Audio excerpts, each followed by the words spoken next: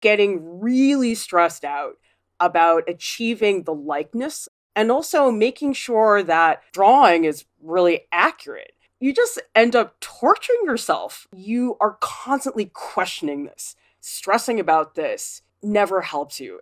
There is a real psychological baggage when people start the portrait drawing with the eyes, the nose, and the mouth. Look at Benedict. If we just whittled Benedict down to eyes, nose, and mouth, that is in effect the type of results because you're not thinking about the form.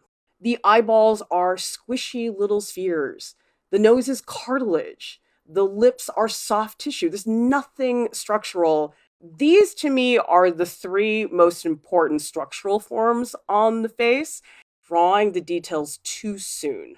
Details are usually what impress people. The much tougher part is simplifying the form, establishing the structure. And if you do a great job of that, doing the details should be easy. People dive into details too early is because they want to make their drawing look good. They start putting in details when the basics have not been set up. Those details are going to completely fall apart. They don't have something really holding them in place. The pupil's very clear and very easy to see. What matters much more is the eye socket. People don't realize how dramatic it really is. Drawing exclusively from photos. I don't have problems with people drawing from photos. I draw from photos.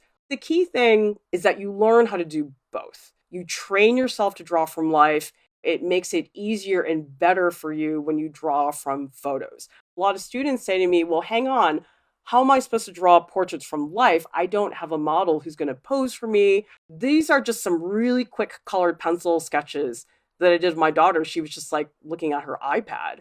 And sometimes I'll even just like sketch her at breakfast. Diversify your skill set. Who here saw Doctor Strange? His hair goes through this transformation. Like in the beginning, he's this like super jerky doctor and he's got like really slick, like perfect hair.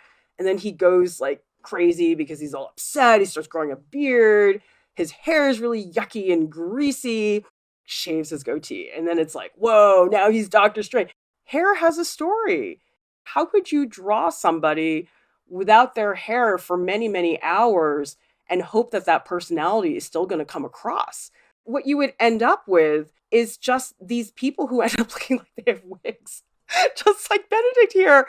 And that's what's going to happen in your drawing if you leave the hair for the last minute.